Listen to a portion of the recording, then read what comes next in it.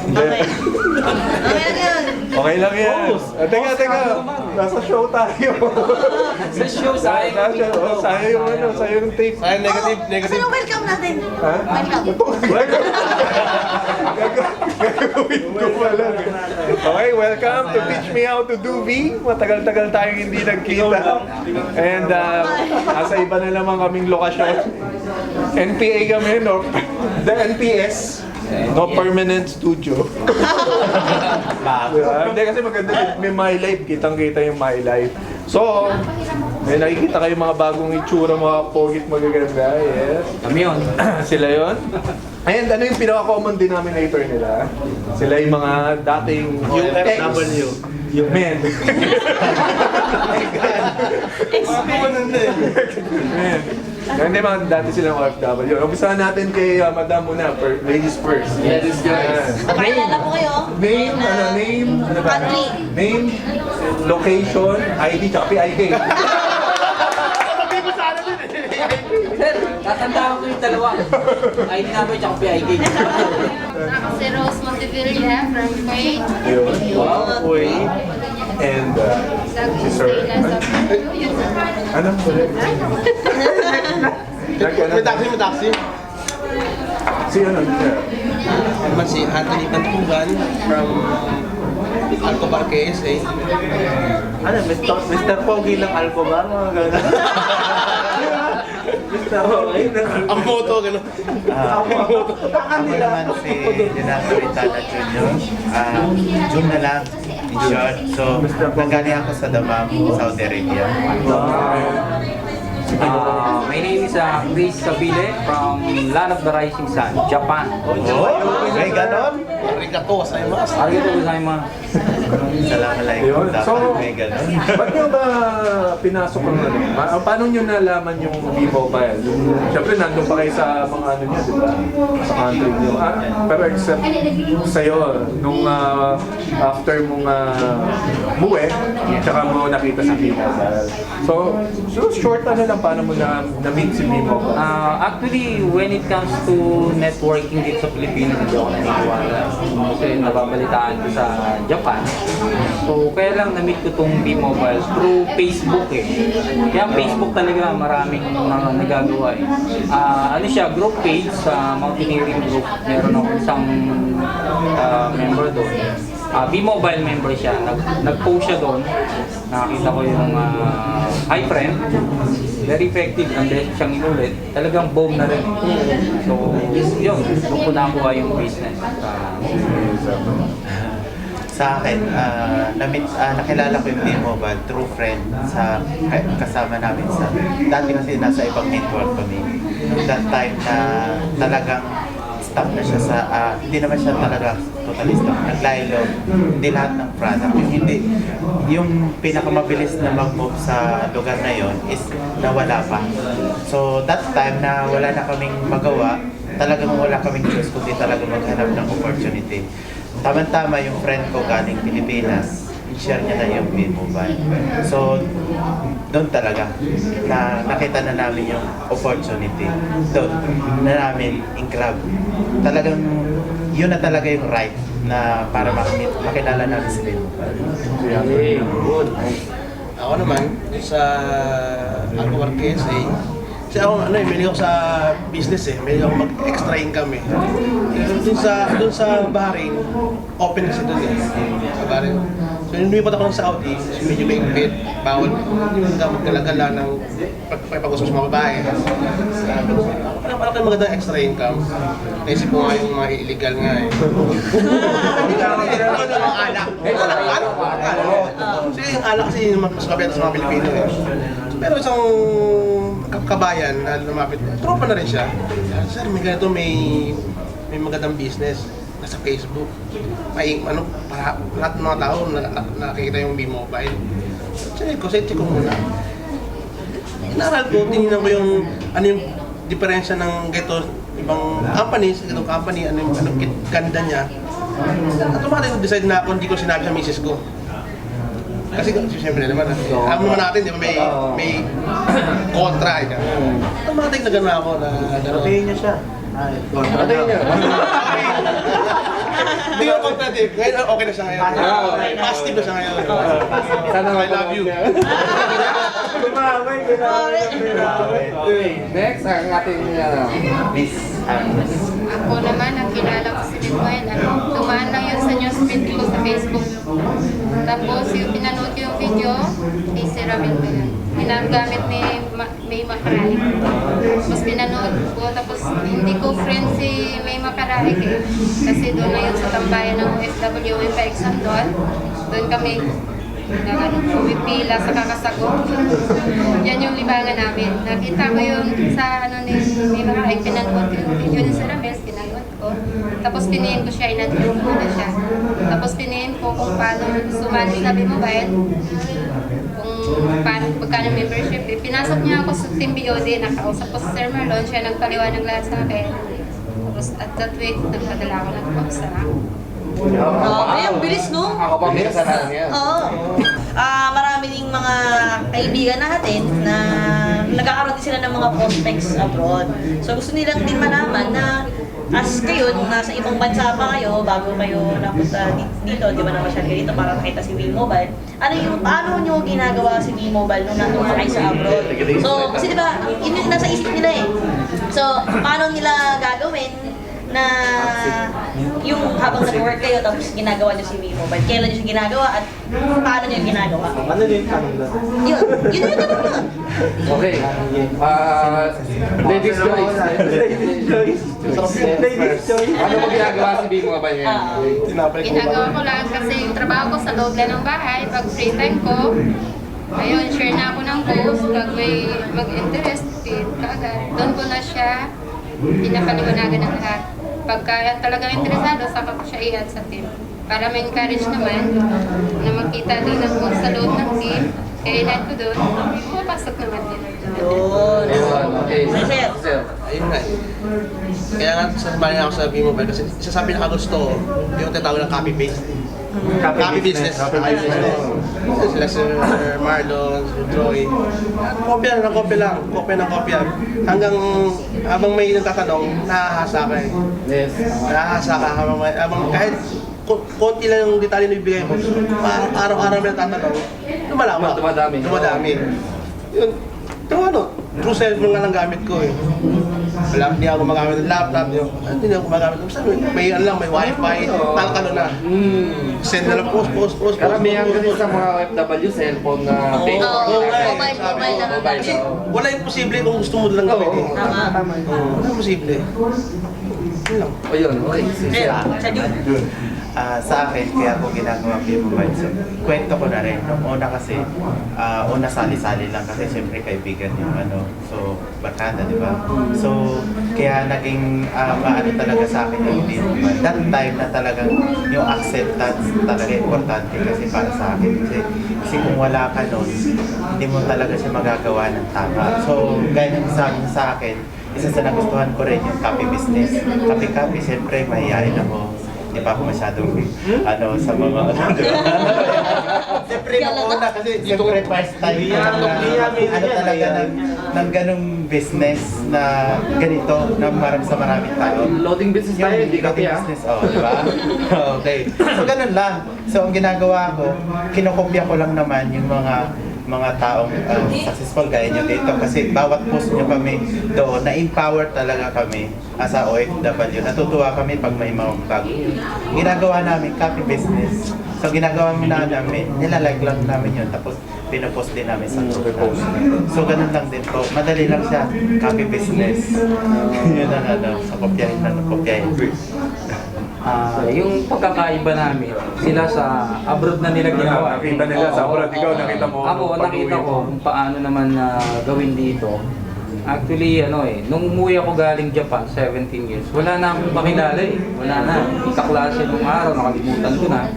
So, pinagana ko yung offline prospecting, yung bang hindi mo kakilala, lalapitan mo, bigyan mo ng calling card, flyering. As in talagang doon ako. Kasi nakita ko tong business. Ang nakita ko rito, yung telecommunication business. Yun bang ako ginagamit ko mismo. Lahat ng tao ginagamit. So naisip ko lifetime tong gagamitin ng tao. So iniisip ko hindi na ako babalik ng Japan, eto na lang ang bibigyan ko ng time. Kasi sa Japan, iniisip ko hanggang bata pa, pwede ka pa. Pero paano yung retirement? So, nakita ko na gusto ko si B-Mobile because of the needs ng bawat isa. So, yun ang isa sa nagustuhan ko. At naniwala ako kasi, sabi nga nila, maraming networking company dito, puro mga scam, di ba? So, ang naging pattern ko dito, Globe, Smart, and Sun, hindi yan maniniwala kay B-Mobile kung scam si B-Mobile. So, yun. And besides, the company itself, Penta Capital. Paano nyo na-handle yung rejection? Bigyan nyo kami ng magandang halimbawa sa mga manonood natin yung para malaman nila yung baka makarelate sila. Okay. Sabi nga, when it comes to rejection kasi para sa akin, yun yung doon mag-i-start kung paano ka matuto eh. Kasi maraming tao, especially marami na naging failure sa buhay, pero still bumabangon pa rin. And siguro, because of I attended so many trainings na rin, mga yung tinatawag na motivational training. So, na-develop ako doon. Sabi nga, pag nadapa ka, huwag ka nang dumapa ulit, bumangon ka. So, yun. Lahat, sabi nga, pag mas marami yung nag-reject sa'yo, mas marami yung nagiging experience mo, mas tumatatag. So, continuous lang. Continuous lang. Sir John, nung nasa abroad ka, ano yung mga rejection na Siyempre, na-encounter mo? marami. Normal lang kasi para sa akin experience kasi bilang isang OFW na nare-reject. Actually nga sa pakikipagkausap mo pa nga lang sa ibang lahi, pagka hindi kayo nagkakaintindihan, reject na rin kasi yun dahil doon pa lang talagang mahirap na ang communication nyo. So, para sa akin kasi, kapag hindi mo pa rin pinag-aralan yung part na yun, hindi mo marireject ka pa rin. Parang sa isang kumpanya, pagka nagtatrabaho ka rin, pagka nag-apply ka, nare-reject. Part na rin talaga ng buhay yung pag-reject. So, para sa akin, next lang ako ng next. Kasi, ang inaano ko rito, ang nasa isip ko lang is, hindi lahat ng tao na gusto ang B-Mobile, pero ang B-Mobile para sa lahat ng tao. Pero iniisip ko rin, kung lahat ng tao para sa B-Mobile, lahat ng Pilipino mayaman na, di ba? So, para sa akin talaga, tuloy-tuloy lang. Pagka may rejection, next lang. Ang ginagawa ko lang para ma-overcome ko yun, nanonood lang talaga ako ng mga inspirational video na talagang nakakatulong. Tapos kinakausap ko yung mga leaders ko. Na tingin kong ako'y down na down, kinakausap ko talaga yung mga leaders ko na kinakamusta ko sila. And that way, pagka naramdaman ko talagang very energy sila, pati ako na. So, yun yung motivation ko kung paano ako na tuloy-tuloy dito sa business nila. Okay. Sir naman, nung nasa abroad ka, yung mga rejection na na-encounter mo, at paano mo sila in-handle o in-handle mo? Sa rejection, marami. Hindi lang sa ibang tao, ano sa pamilya, marami din. Sa mag-anak. Patayin mo rin sila. Patayin mo rin sila. Dito na ako. Ayun.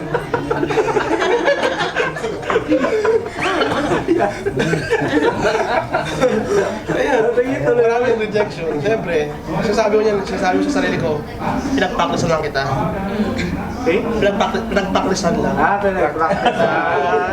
Pinakasalan, ano? Practicean.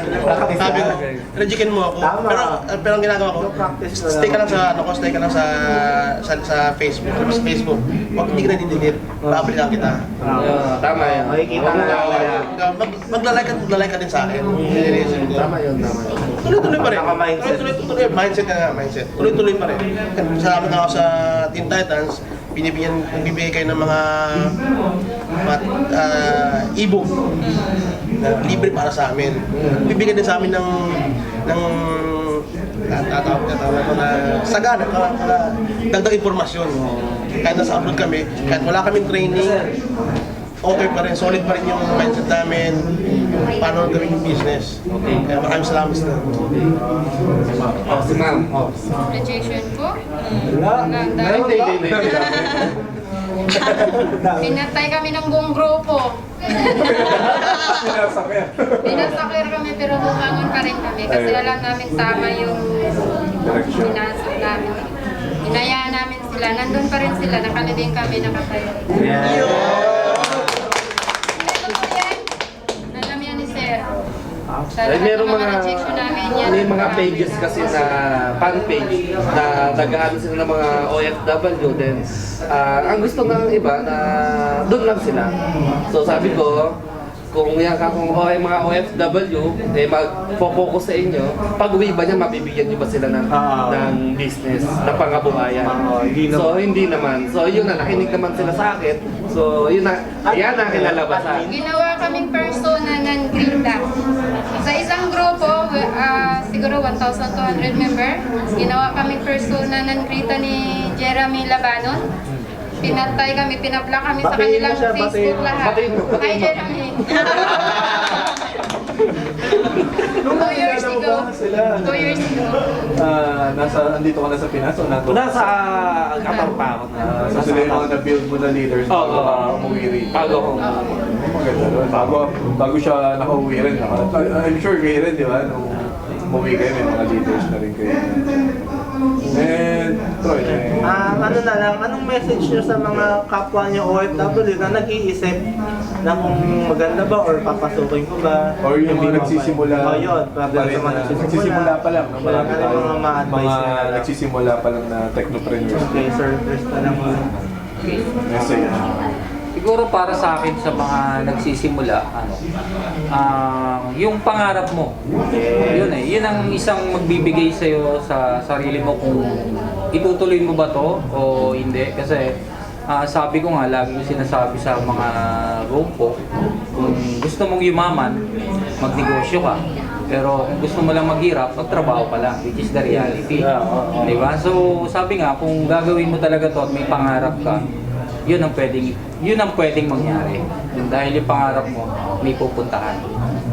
So, yun siguro ang isa sa pinakamagandang. Sa akin, ang message ko sa kanila, tingnan naman, yung sa mga bago, di ba? Sa mga bagong members, kailangan pag-aralan talaga nila yung business. Siyempre, yun importante. Para maging tuloy-tuloy. Once na naintindihan nila yung business, anumang pagsubok o challenges na dumating sa kanila, hindi sila mag-give up kasi alam na nila kung anong patutunguhan nito. Number 1 pa yung company natin kasi syempre very stable. So, yun lang yung masasabi ko. Pag-aralan talaga nila yung business, tapos makinig sila sa mga mentor na mayroon ng resulta talaga. Huwag sila makinig sa mga negative results. So, yan lang po talagang masishare sa kanila. Sir Anthony. Yun, ang message ko sa kanila, kung may babalak sila na mag-join sa V-Mobile,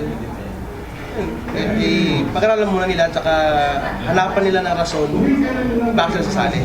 Tama. Kasi kung wala silang, reason why nga, kung wala silang rason, kasi karamihan sa, especially mga OFW, kasi may pera yan eh. Join ako. Karamihan sa nag-join ako, tulog sila. Nag-join lang. Nag-join lang. Parang sinabi na, in ako sa V-Mobile.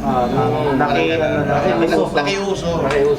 Kaya ba't, siyempre, kailangan hanapin yung reason why mo, siyempre para ma-reach mo yung goal mo, ano yung pangarap mo. At saka pinaka-importante, sa ang pamilya mo. Na hindi ka nakakasa abroad lang. Si Ma'am. Message ko? Ay, message namin. Pwede mo text na lang. Sige. Message sir. Alisin na lang yung duda sa lahat. Yung duda. Tingnan na lang yung mga umangat na. Yun na lang ang sundin. Simple na. So, yun, nakita natin sa apat nating mga technopreneurs na kasama ngayon, kung paano nila ginawa, yung mga sakripisyo din nila na, in a way, narinig din natin, syempre. No? So, again, maraming salamat sa panonood nyo na Teach Me How to Do It!